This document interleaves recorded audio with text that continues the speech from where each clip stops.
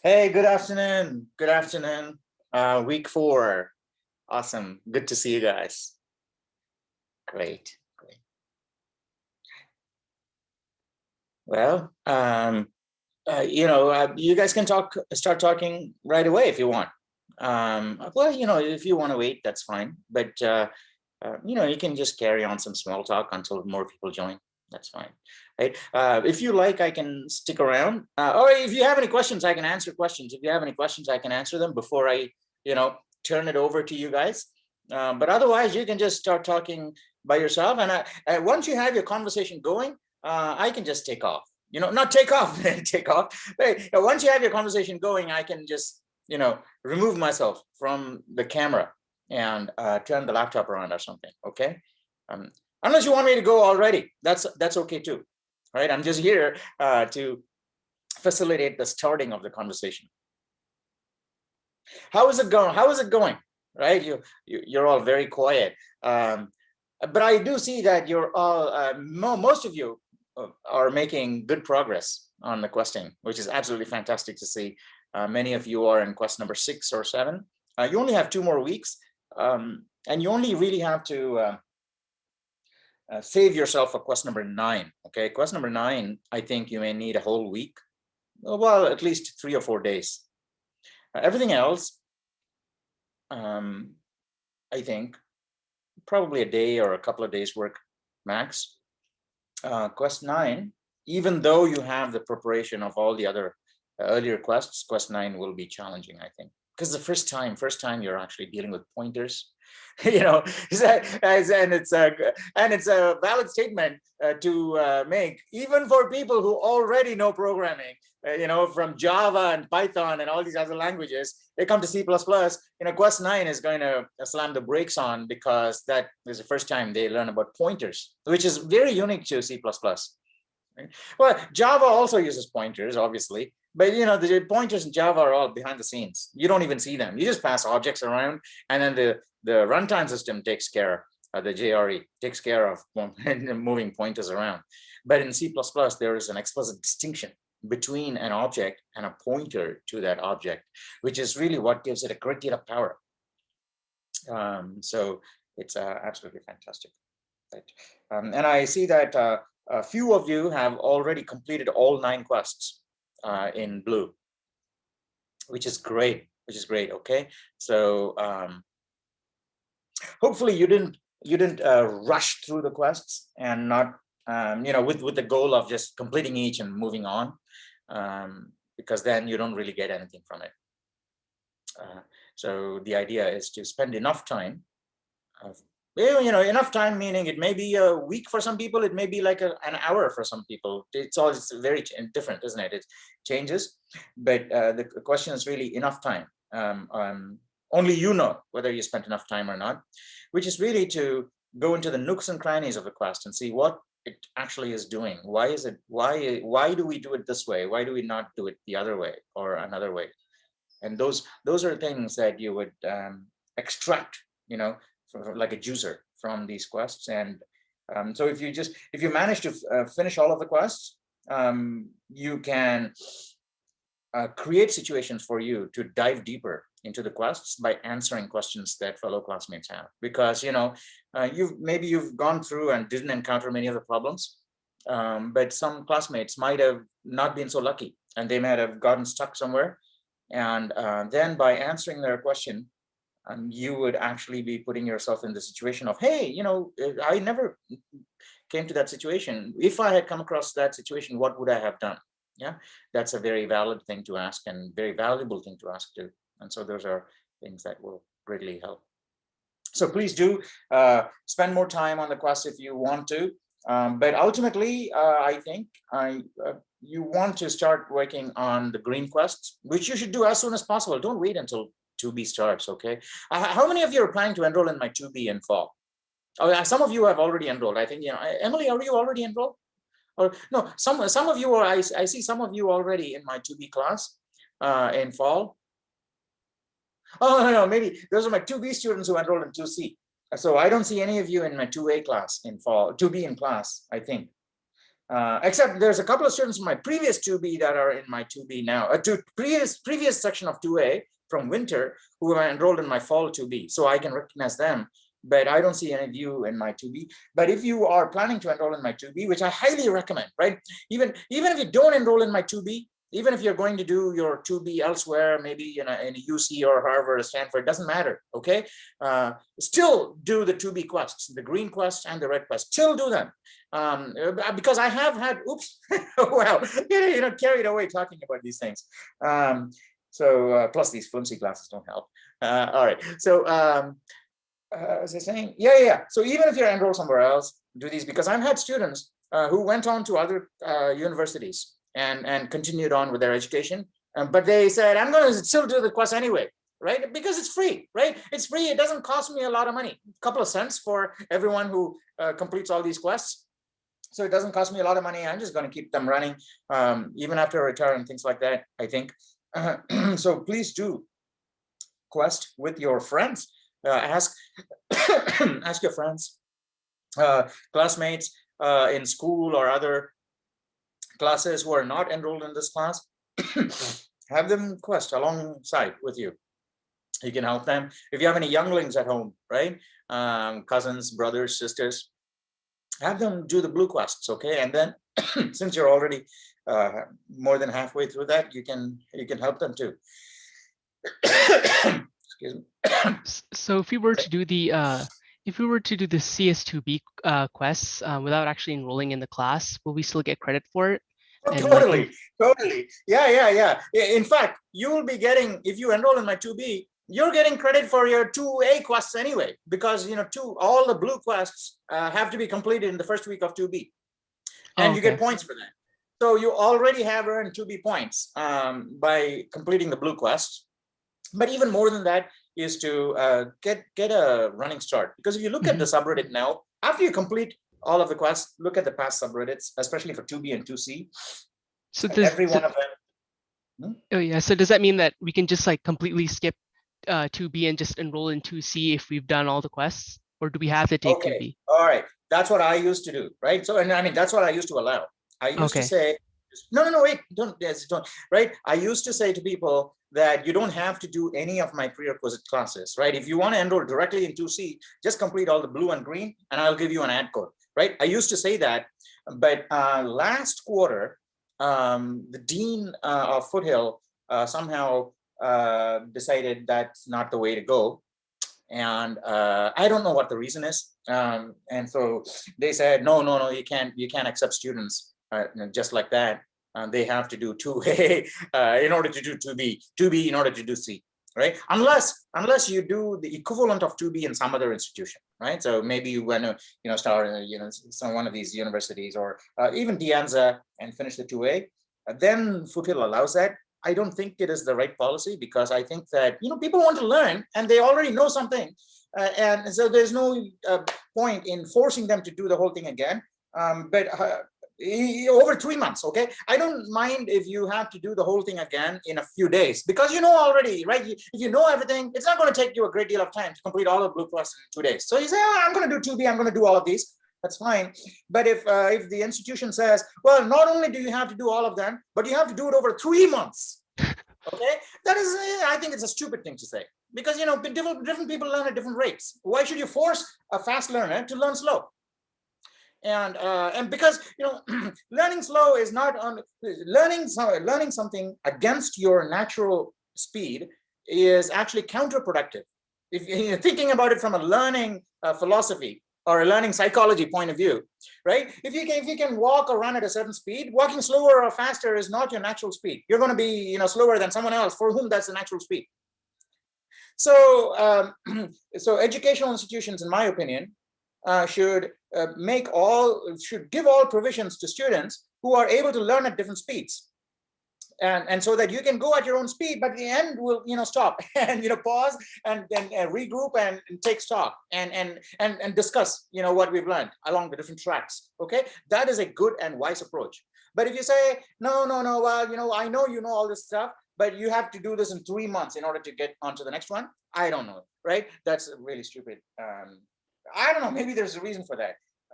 But from my perspective, if you have done the blue and green, you're set up for red. In fact, if you've done blue, green, and red and aced all of the quests, I don't even need a formal qualification from you. If I have a job, I'll just employ you. Right. So, I mean, I have internships coming up from at Nonlinear Media from time to time. I don't care. I don't care if someone says, I've got a degree from Stanford, but I want to do this. Well, that's fine. But, I need to know what you're interested in, how well you do certain things. And the only way I can get to know that is if you do these quests. And if you really have the chops that you say that you've earned from some other high quality institution, then demonstrate it.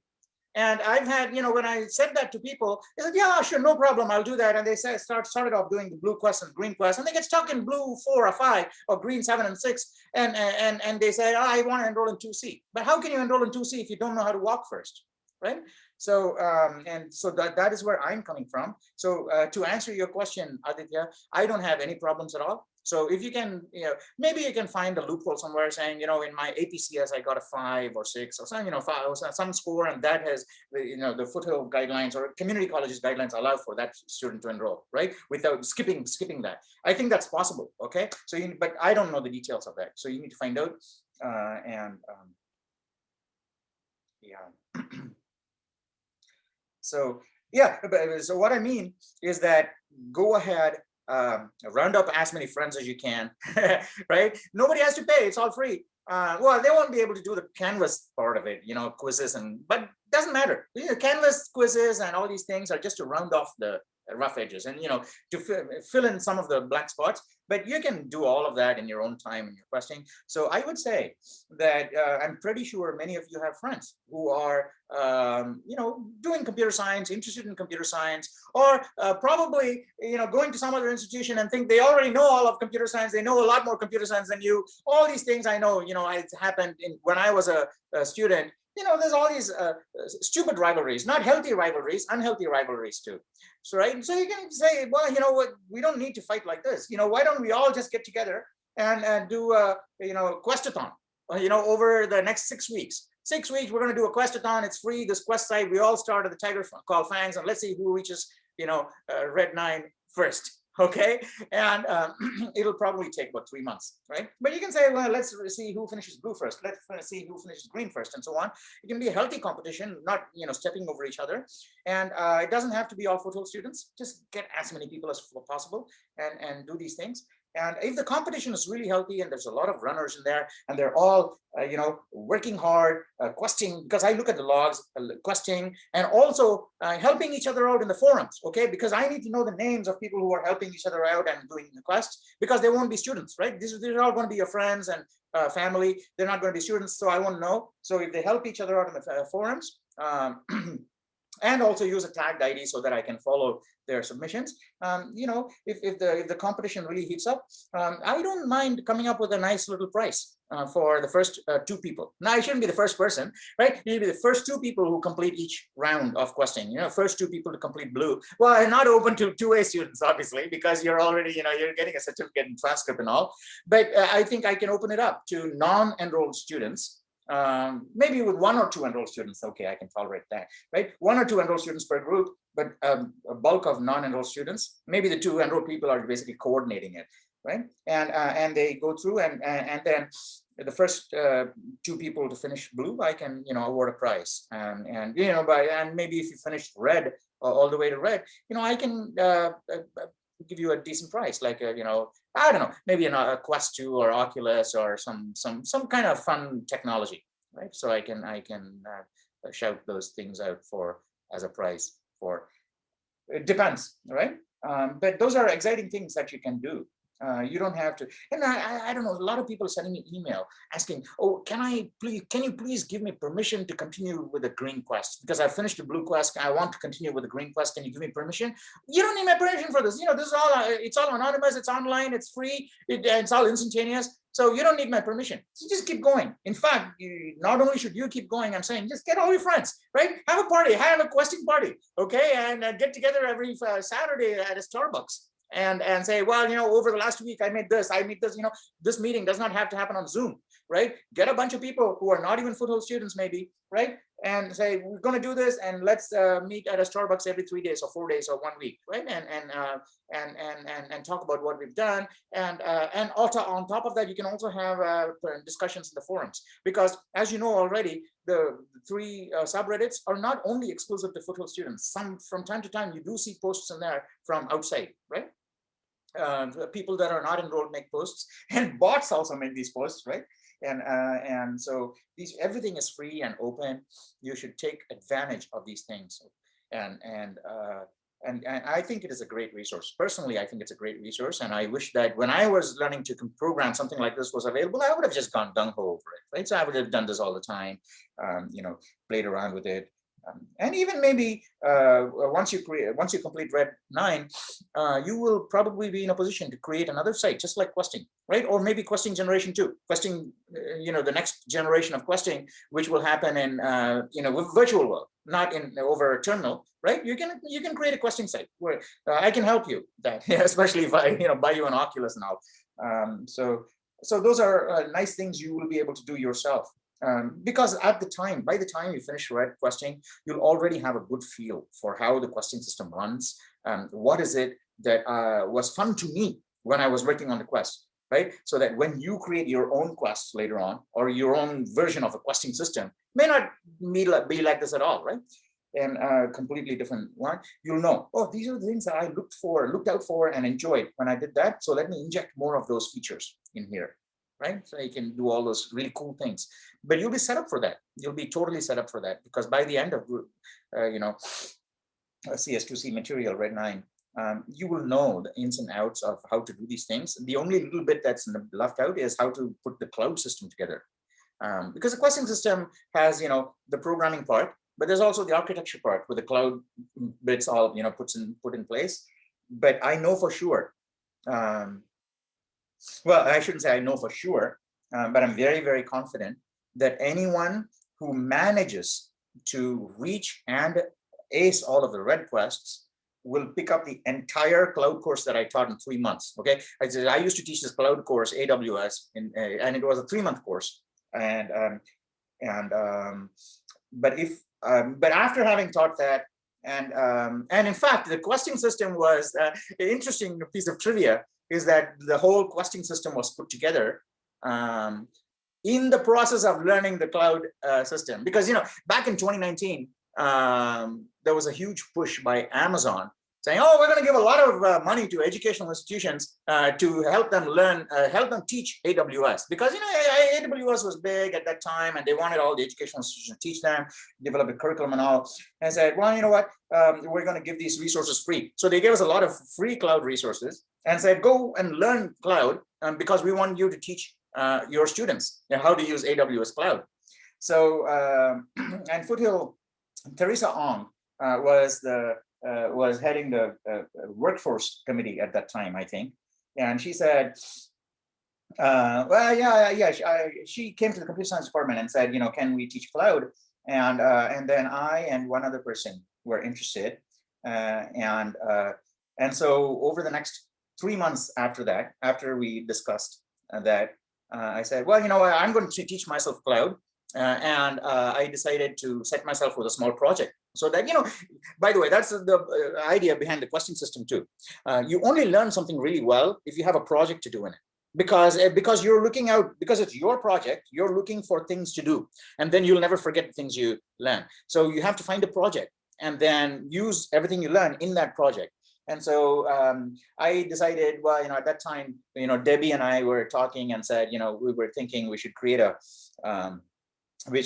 some kind of a screening test for students that enroll 2B Otherwise, students who don't know the fundamentals are enrolling in 2B and they're failing, and our success rate is tanking, and the state is coming down on us, saying, hard on us, saying, hey, well, all your students are failing. We're giving you so much money. What are you doing with it, right? So, so I said, okay, well, I'm learning cloud, so let me use the cloud and create a project for myself so that I can create a web-based, cloud-based system for students to go and test out their chops. And so I created the Duck Quest. This is the first quest of CS2B, as practice for me to learn about the cloud.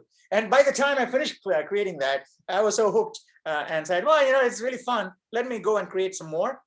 So after the 2B quest, I created all the Java and C++ 2A and 1A quests, yellow and blue, that summer, 2019 summer. And then at the end of summer, one of my students, Eric Florin, I remember his name. Okay, Eric Florin said, he has time to test these quests out for me. And I said, yeah, fine, I'll, pay you a stipend. He tested it out. And funny thing is, he was on vacation in France during that summer. And he said, even though I was in France, I was testing your quest for you. Okay, so so it was really fun. So he tested them out, and it was cool. And then that summer, I offered the blue questing for the first time. I think that fall, I offered blue questing for the first time, and then the students liked it. And then that spring, after fall, what is after fall? Winter? Oh, yeah. That spring, I didn't teach using questing for green. So green was still running traditionally. But that spring, that winter, I did the red quests. Red, yeah. Maybe I wasn't even teaching blue then. So I did the red, and then came back and finished the green quest. So that's the history of the questing system. So yeah, what I mean by that is that, where I was going with that is that if you finish blue quest, I realized that anyone who completes all the red quests, 9 red quests, won't need more than 1 week to learn all of the cloud systems. That, someone who doesn't know any computer science, yeah, I agree that we need a 3-month course to teach them cloud. But if you know computer science, if you've done red, blue, and green, and you say, I want to learn about the cloud, AWS, Azure, Google Cloud, doesn't matter what, okay? They're all the same. If you say, I want to learn about cloud technologies, and I'm solid on C++, I can pretty much bet a lot of money saying that you won't need more than a week, right, to master. Well, yeah, you shouldn't say master, because it's impossible to master things that are being created every single day. Master meaning, yeah, I think master is fine. Master meaning you know how it works, okay? That doesn't mean you are aware of the specific details of things. That's not knowledge, really. That's knowledge, okay? I don't know, there's a difference. So, but knowing how things are put together, you can say, I know about AWS or Azure or and Google, because even when they introduce new services, right? So let's say tomorrow Amazon introduces, here's a framework for doing quantum computation, right? And it's part of AWS now. You wouldn't need that doesn't mean you don't know about AWS. You say, well, I actually know it now. Amazon introduced a new service. Let me just look at the documentation to figure out how to hook into the service. That's all you need to know, right? Because everything else is pretty much the same. And that's why I say that by the time you finish red, you will be set up. You don't need, what I mean is that you can go and work, right? You can work at any institution that values knowledge above credentials. So if you go to a company that says, we're going to interview you, and if you're solid, you're hired. Doesn't matter if you've never gone to school. If you are solid on your principles and you know what needs to get done, we'll give you a job. There are lots of top companies that do that. But there are other companies that say, well, we don't have the chops to figure out if you know your stuff or not. So we're going to defer to all these other institutions that have given you a certificate saying that person actually knows his stuff, right? Hire him, right? Those kinds of companies, they won't know your true worth, right? And then they'll say, I'm not going to hire you just because you've completed these, because you know how these things work. We need to also get a certificate from Foothill or Stanford or Harvard that says, okay, this person has completed, and so yeah, so there's these two things. So I'm of the opinion that if you are able to interview the candidate properly and actually have a really detailed, in-depth conversation with them, you will figure out what they know, right? You can trash the resume. I never, at some point when I was out there, I stopped looking at resumes, right? Well, I do look at it to find out if they are interested in computer science and what kinds of things they've done. But I've never based my hiring decisions on what's in the resume, because I've had resumes submitted with, very glowing things on it, right? Went to these top colleges and GPA of 5 out of 4. I don't know how these things happen. And then I have an interview and find out that there are some fundamental spots that are missing. So, and then I say, well, the only reason you've gone there is because you skipped here, here, here, here. So you've still come, you've covered 9 miles. That other person has also covered 9 miles, but this other person has covered 9 solid miles, where you've covered 9 miles, and there are lots of stretches that are uncovered by you. And that is the impression you get by someone who values credentials and grades and a name and fame and what other people think about them, right? So, but if you're just interested in getting stuff done, I can show you how to get it done. Okay? And you don't need anyone, right? You don't need anyone to make money to. And I think I've told you this, right? Don't go, if you, computer science is a fantastic field to pick, because in I'm pretty sure you can get total satisfaction regardless of what field you pick, right? So any field you go into, right? Any field you can find satisfaction. However, this is the most important thing that lots of people don't seem to understand. Computer science is the cheapest way to get the maximum satisfaction, right? Cheapest. You think about it. Like, mathematics, okay. Yeah, right, mathematics, you can do it, on a notebook and a piece of paper and a pencil. But, computer science, also very similar. Mathematics, computer science, I think you should just club them together. You can just go, philosophy too.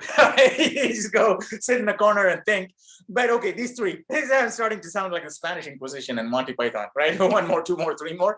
But, okay, these three. Let's put the lid on that now. But computer science, so cheap, right? You don't have to, I tell this to every single student in 2A. If you're interested in building rockets, you got to join SpaceX or Lockheed, right? And enormous amounts of money that have to be, thrown in. The governments have to pour money into your project. All these things, right? Regulations and so on. This computer science is so cheap. All you need is, you need to be able to walk to your nearest library, public library, sit at a terminal and start coding, because you don't even need a compiler, right? You can just code online these days. So everything is so cheap. And when it comes time to actually building something out in the cloud, even then you don't need a computer, because you can just get a cloud account and get your computer program working in small scale on your on your library machine, right? A public library machine, and you can take that code and upload it to your cloud. And then you all of a sudden have a 24/7 running machine in the cloud that you can, anyone can log into and use anytime. So that is why it's also cheap. And the resources are cheap too, right? Because you can have a computer running in the cloud 24/7, and you're looking at paying no more than, I don't know, $10 or $15 a month, which is, less money than people spend at Starbucks. So you spend more money sitting at Starbucks buying coffee than you are on using your resources in the cloud. So all of that is great fun. So that is why I'm so happy to see you all here, because I think you've made a fantastic choice, regardless of what you've already done in the past, right? Some of you I know, especially in my 2B and 2C, they're already professionals, right? They have degrees, postgraduate degrees, even graduate degrees from other courses, and have come to computer science. I want to learn computer science now. I think I actually applaud them for that decision, because now they also have, in addition to what they already have, all the wealth of knowledge they already have picked up in other fields, now they have this one extra thing that is like super duper important, because times when they're not able to derive satisfaction from other fields due to factors beyond their control, because in many of these other things, you need other people and other resources to come in order for your own effort to bear fruit. But this is one of those things where you don't need that. So when you have an idea, you don't need to be reliant on anyone else. You can just get it done yourself. Think about it and get it done. Or ask in the forums, ask on Stack Overflow and Reddit, so many places, right? There are brilliant programmers all around the world. And they're not selfish programmers. Now, obviously, there are selfish programmers who are just looking for power and glory and title and job title and things like that. But there are a small number compared to the majority of programmers, the true programmers I'm talking about, right? They don't care about the money, because the truth of it is that if you're a half decent programmer, well, I should say half decent. If you're a decent programmer, anywhere in the world, but especially in the Bay Area and the Silicon Valley, you only ever need to work hard for 2 years of your life, right? And after that, you're set. Because I don't know, but most of the good programmers I know, after a couple of years, they have enough money for themselves and their family for the rest of their lives. Nobody has to work but people still do, right? People still do. I'm going to start more startups. I want to do more. Yeah, okay, that's their cup of tea. They can do it, but they don't have to. The point is they don't have to. So there's a very big difference between doing something when you have to do it and doing something when you don't have to do it. Yes. And that is a position that computer science and programming will land you in. So after a few years of being a really good programmer at a good place, which will basically set you up. And don't make the mistake of thinking it's only the salary, right? Maybe you join a company and say, well, I'm joining, even though I'm a top programmer and I get 250K per year, right? And that's obviously, you can say, well, 250K is not enough for given my lifestyle. But even then, people should not make the mistake of just mistaking the salary for your compensation, right? In programming, it's never like that. So there's a lot of intangible compensation. You may get hugely rewarded by company stock, or there may be a spinoff, and you may get a majority share in the company that is being spun off, and that will set you up for life. Or there's so many other ways in which these things come and pay back, not just the salary. And a lot of people just go for salary and job title, and don't make that mistake. It is just the pure pleasure of programming that will pay off both in terms of pleasure as well as the money you'll get from it. Even tangible benefits, they just start coming if you that's what I feel anyway. So that's my 2 cents. I don't want to take up any more of your time. I don't think anyone else is going to join at this point. What time is it now? Well, it's 2:30 already, so I've taken up 30 minutes. All right, so yeah, I think this is it, right? Nobody else is going to turn up. You guys can start conversing amongst yourself. Okay. Unless you have any questions for me, and I'll try. I promise to keep it short this time. No? All right. Do you guys want to talk? All right. Talk about quests and talk about things, and also see if you can get, or in a couple of weeks this is going to be finished, right? And so see if you can find out students or classmates or who are not in our class. You can say, well, you know what, let's do a questionnaire, right? But in order to enter this the questionnaire that starts at green 1, the qualification is to complete all the blue, right? Complete all the blue, and then the question starts at green 1, and then we have 6 weeks to complete all of the green. So maybe that's a fun thing for guys to do over the summer break, right? After this class finishes. And then when you come to my 2B, you will probably just coast along, because 2B students will be furiously trying to ace all the green quests. But you would have already done everything. You're just sitting there and we're looking at Reddit and saying, okay, I'm going to help that person. I'm going to help that person. I'm going to ask that person what they want. Okay, that is a great deal of fun. Okay, and it's actually really cool, because at that time you also say, hey, you know what, that person is thinking about this problem in that direction. I never thought about that, right? So maybe there's an interesting angle to explore there. So all of those things will become available to you, which won't be available if you're just blindly fighting furiously to get past each quest. Because I can see some students, not you guys. There are so many nice things when you're questing, but I can see these guys, they are, and most of them are trying to catch up, right? Ones who are doing quests ahead of time, they pause to smell the roses, right? They say, oh, well, all right, this is what I'm doing. But the ones who miss the free state and they're scrambling to finish it so they can, they don't get time to smell, enjoy the roses. They just rolling ahead without looking at on either side. So you can save yourself that and enjoy the full ice cream parlor, right? Full buffet dinner if you finish all the green quests ahead of time. So that would be absolutely fantastic. And I will obviously be there to help you, even though it's not formally enrolled time. It doesn't make any difference to me, right? Whether it's quarter time or out of quarter time, every day is exactly the same to me. And so many days I don't even know if it's a weekend or not, right? So I just get up and I look for interesting things that are happening online. Interesting, sometimes, very rarely these days, I think, I watch Netflix. Yeah, what was it? The last thing I watched. All right, so yeah, so that's what I do. So even if it's over the holidays, the vacation, right? Even if it's on a Thanksgiving Day, this is my entertainment. I look at this, I talk to people. Even when I talk to my kids, I sometimes I say, what are you working on? What's interesting? What's happening? And so I'm always there to help you. But I won't answer questions that are looking for answers, but I will certainly be more than happy to point anyone at the right resources, which I don't even have to do these days because you guys are coming up with even better resources, right? Because I look at the forums and I see that, someone is saying, hey, this is Mike 3, he posted these videos, and, Emily posted these videos, and I'm going to look at those. Oh, this is so helpful. Thank you. Right? Better, much better than I could have done. So thank you all for that. This class is actually turning out to be very nice. And I'm very grateful. And I told this to my 2B students too, because I'm seeing a whole new level of engagement with the material that I haven't seen in past quarters. So that's very nice. Thanks. All right. So everything okay? You guys want to talk? Yeah? Hands up. Well, I hope you guys want to talk. Okay. All right. Well, at least Jerry raised both his hands. Okay. All right, good. I'm going to turn the laptop around to look, face the garden, and then you guys just have to call me if you need any questions, and I can just answer from there, so I don't, come into your face again. Actually, all right. I actually yeah, have sure. So on the campus, like the grade is like 600 or like 700 something %. So like yeah, it'll be scaled down to 100. Oh, okay. Everything will finally be scaled down to 100.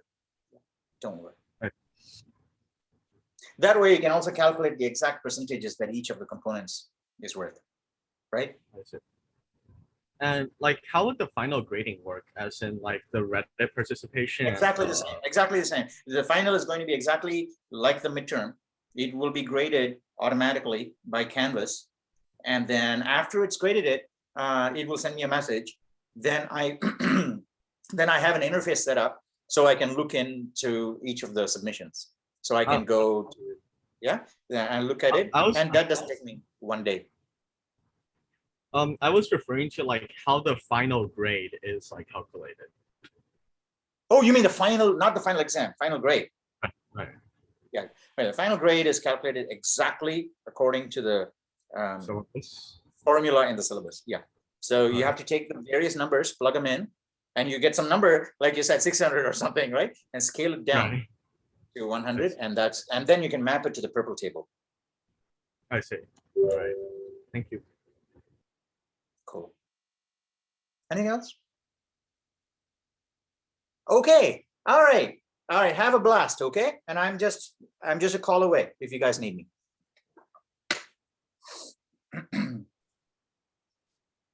right. So when I was doing, I think it was quest 7, I ran into kind of a silly problem. So I'm using VS Code, and I'm using, I believe, Code Runner and like a G++ compiler, pretty standard stuff. And I didn't know how to put multiple .cpp files and feed them into the compiler. Like I ended up doing something really strange, like hashtag include pet store.cpp, which is probably not what you're supposed to do, right? And it worked, but it's probably not what you're supposed to do. So does anyone have a solution for that? Does anyone know how it works? That's actually, I think I've looked on, like, do you have a Mac or like a Linux? I am on Windows and I'm using VS Code. Okay.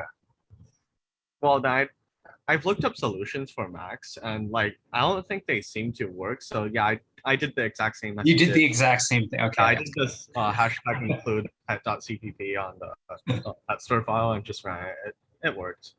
Just remember to remove for the actual. Is anyone else using a compiler and feeding it multiple .cpp files?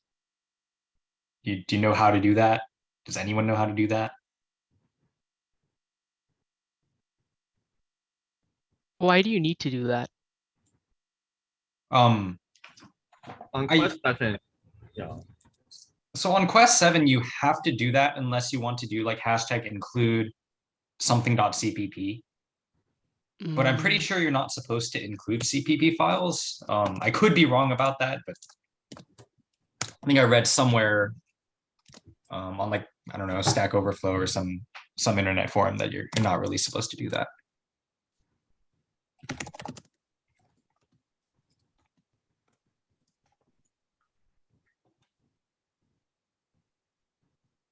C++.com, you should never include a CPP file. Okay, the internet says so, therefore it must be true, right?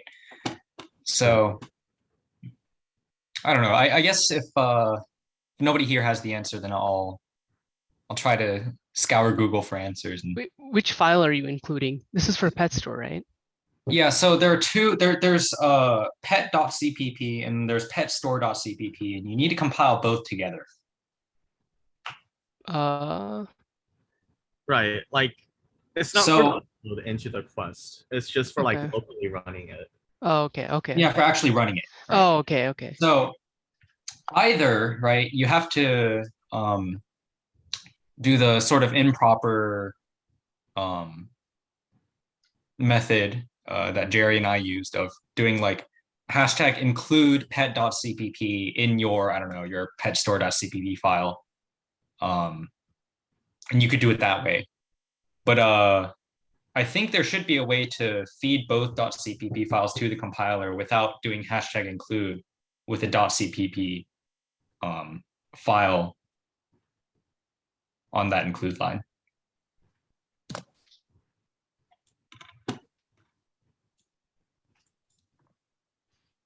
But it sounds like no one here has the answer at this time, so I'll just look into it, and I don't know, if I find an answer, I'll get back. Maybe I'll make a Reddit post or something. We'll see.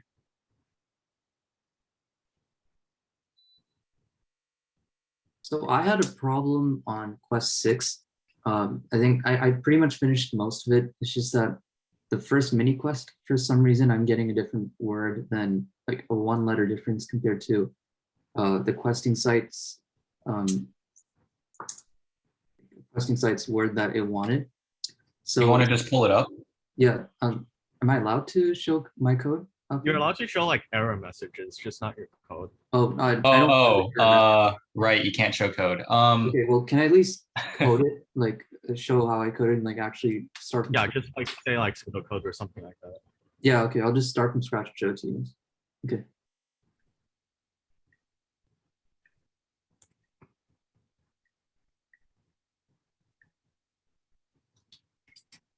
Okay, so I think for there are like specific constraints he gave us, like you have to use a rand function like only in these specific locations. So let me just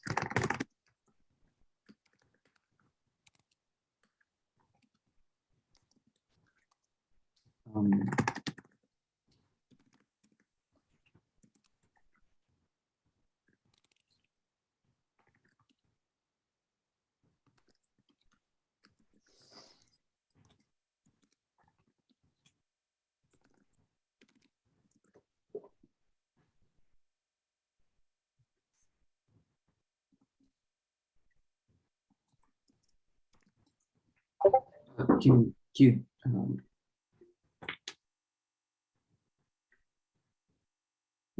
so I think after this I use a for loop, probably. Yeah, I think I use a for loop.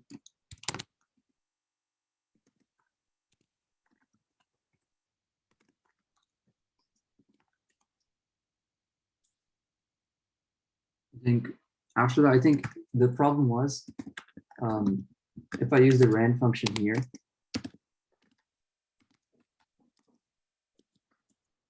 I think you're supposed to use it outside the loop. You have to first determine whether you're starting with a consonant really? or vowel. Yeah, that if could be it. and there should be one outside the for loop. all right, let me just. I didn't know there was supposed to be one outside. It should be a Boolean. No, wait, sorry.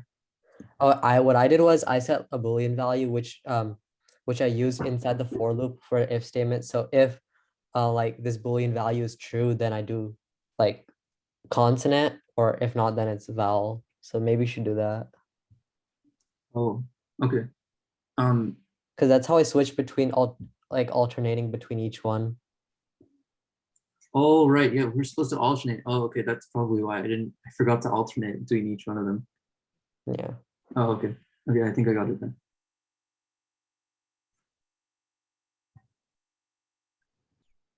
All right, I have a question about trophies. Is there like a way to see the maximum trophies you can get on the problem? On a quest, for example? I believe Because- there's a Reddit post on like where they have all the trophies for each quest, like the max amount. I see. because like it says like the quest in the syllabus at least it says total quests are capped at 190. However, I like did all the quests and I got 181. So yeah, I must be missing something. There's some hidden quests. I think there's definitely one for quest 9, and I think on quest 4, it's the on the quest where it's optional to make it case sensitive. That one, oh wait, I don't know if am I not allowed to say that? Uh-oh. Anyway, on some quests they're hidden quests, so those might be your missing trophies. Sorry if I'm not allowed to say that. I believe the total amount of trophies for all the quests combined is 191. So I see. Wait, so what's the Reddit post called? I can just find it. I'll send the link.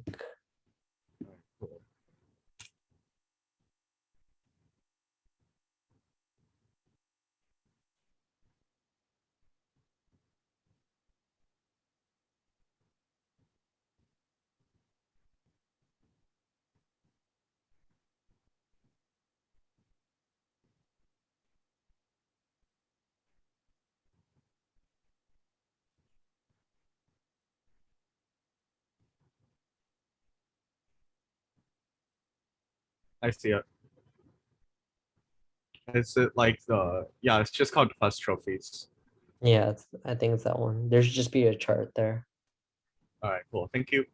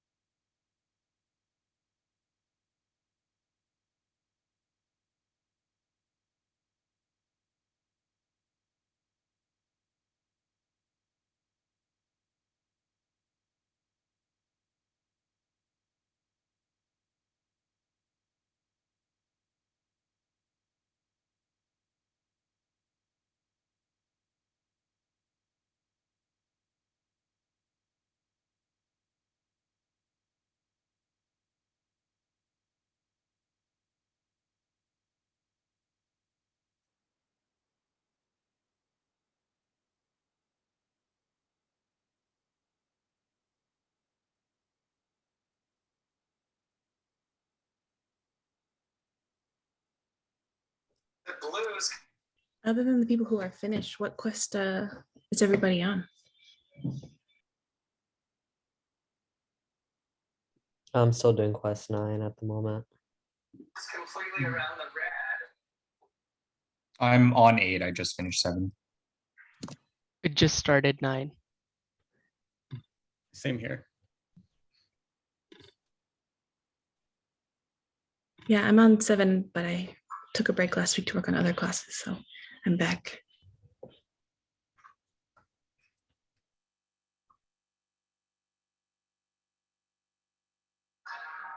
Yeah, I think I finished quest 8 like a week ago, but I've been so busy this past week I haven't gotten to start on 9, but luckily there's like I think 2 more weeks left in the class, 1 or 2, so it should be Yeah, enough. there's 2 weeks left. For quest 9, if anyone has like resources that help them, it would be great if you guys could send those.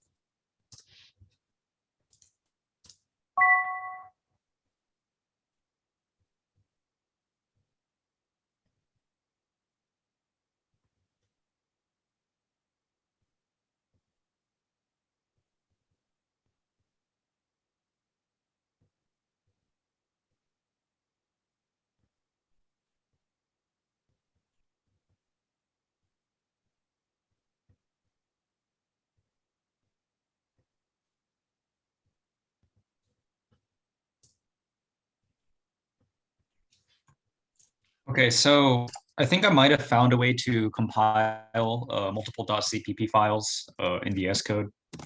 I haven't tried it yet, but hopefully it should work. So see, if you scroll down to the or you can like Command F it or something, but apparently modifying some file in VS Code called tasks.json and modifying like a couple lines in that will allow you to click compile, and then all the .cpp files within your folder that is open in VS Code. So, you know, you have a folder and then a couple .cpp files in there, maybe a couple .h files in there. Then it should just compile the .cpp files together, and you don't have to do any weird include .cpp shenanigans. Will it work? I don't know. I still need to test it.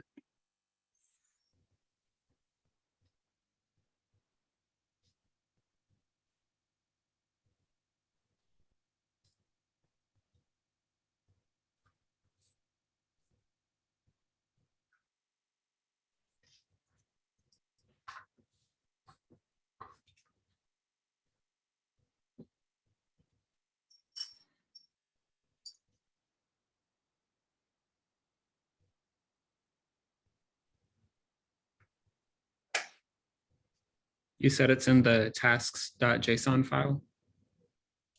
Yeah, I don't know where to find that, but apparently you can edit a line in there.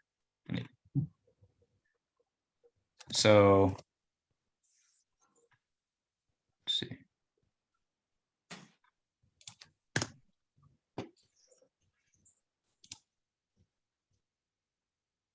It's in a .vs Code folder in the workspace. So let me open VS Code.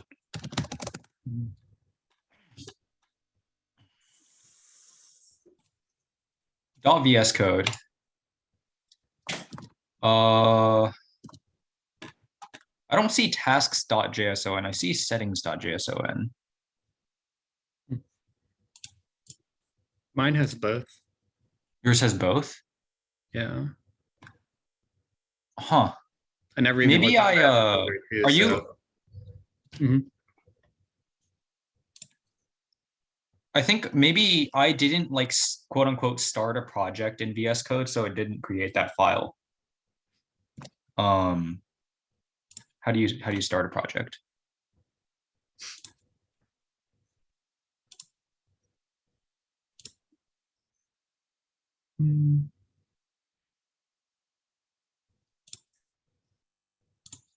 Space.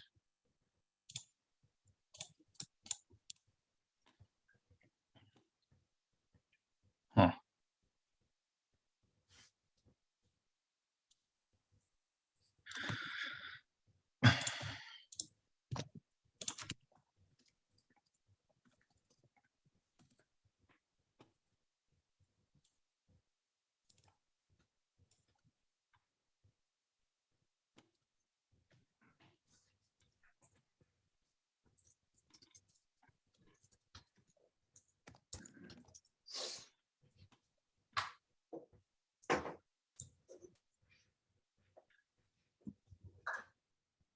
So if you use VS Code, can you still run your programs through terminal? I haven't used VS No, Code. so you I'm can not- just run it in VS Code.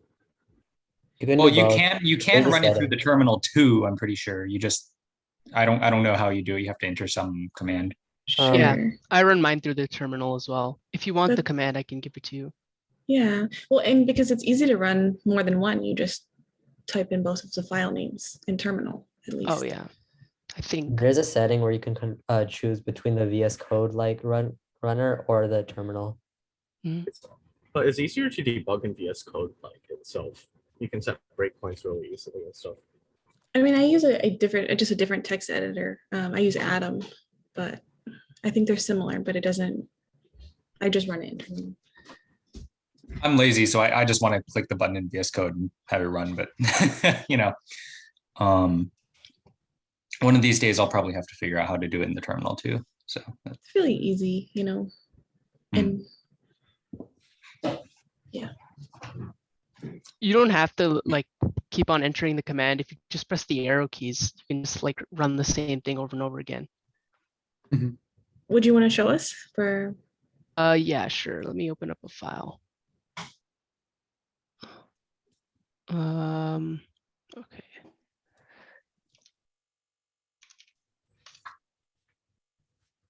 Give me 1 second.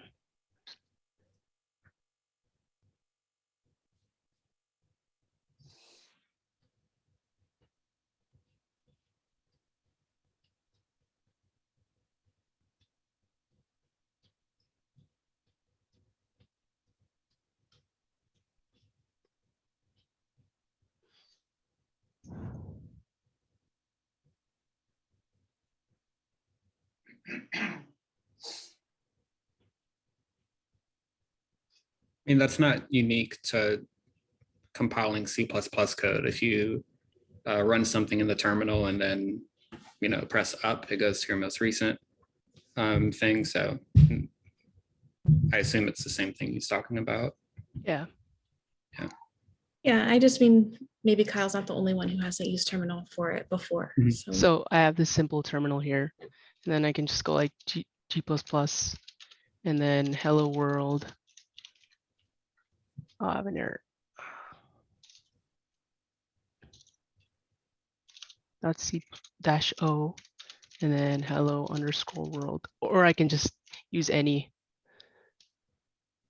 And then I can just do, because of what I'm doing, I can just do / hello underscore world, and it prints out here.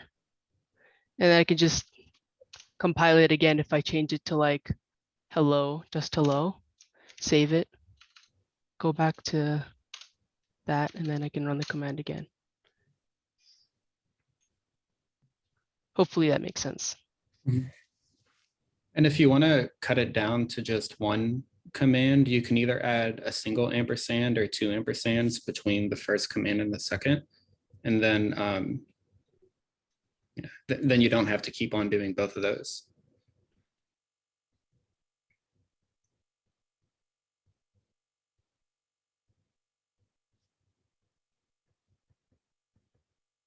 If that makes sense. Like type out the first command, space, either 1 ampersand and then 2, and then another space, and then that second command. So then you could compile and run all in one command.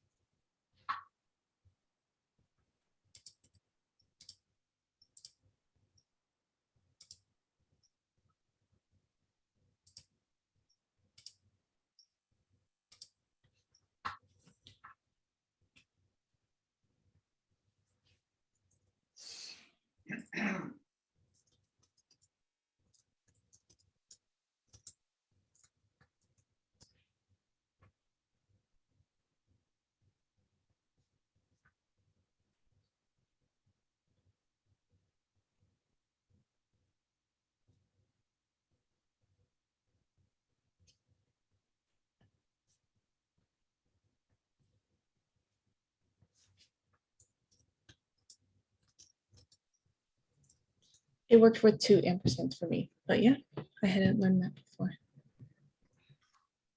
Yeah, I literally just got the result on Google. If you do 1 ampersand between 2 groups of commands, they run in parallel. And so if you did make a change, then I don't even know if it would work. Or if it did, then you would have the. So I guess to go back, like if you use the 2 ampersands, then it'll execute the first command and then the second. So if you did make a change, then it would compile with the new change and then run the code with the new change. But if you use 1, then they execute concurrently. And so I'm not sure if it would work, or you would at least have the potential to be running the output of the previous compilation. But yeah, just a little quality of life hack there.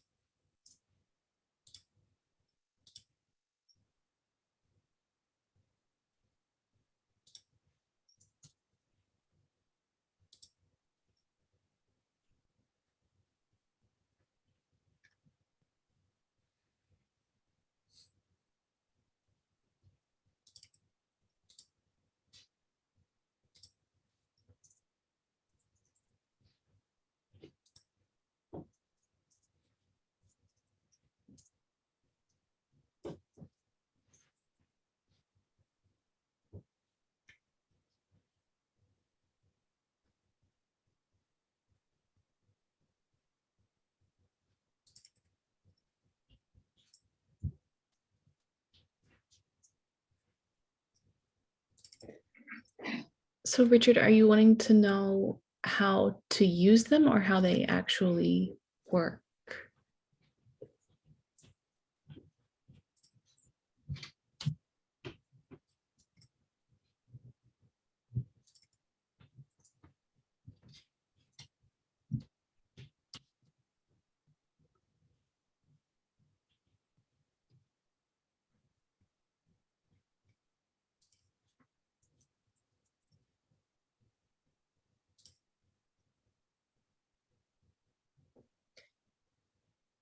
I don't know that one if anybody else wants to step in. How do push and pop actually work?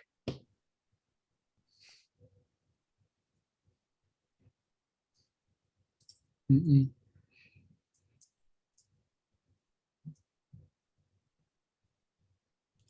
are those for like quest 8 or 9? Because I haven't seen those yet.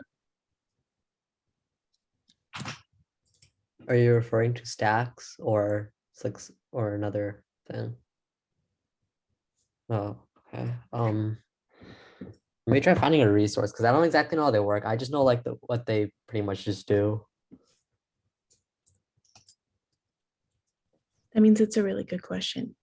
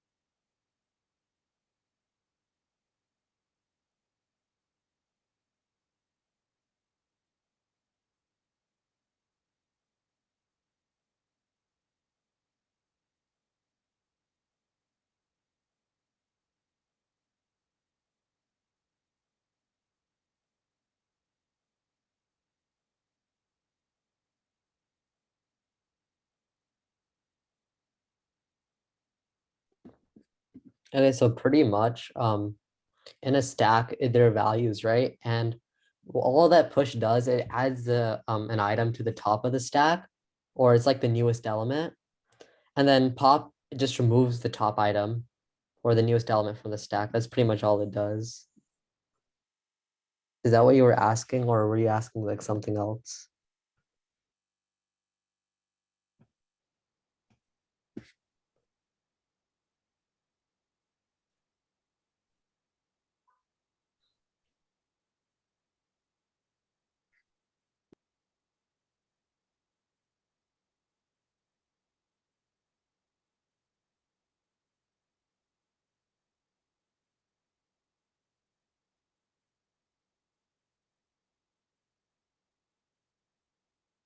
Wait, is this everything?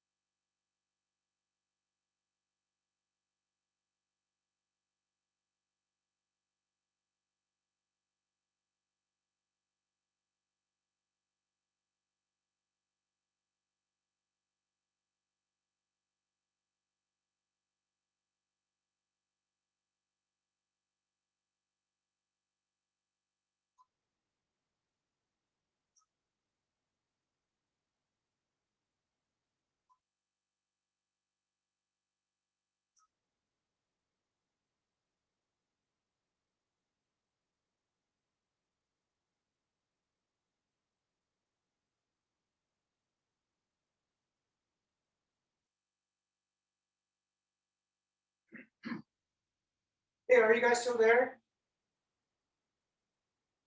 I think we finished discussing everything.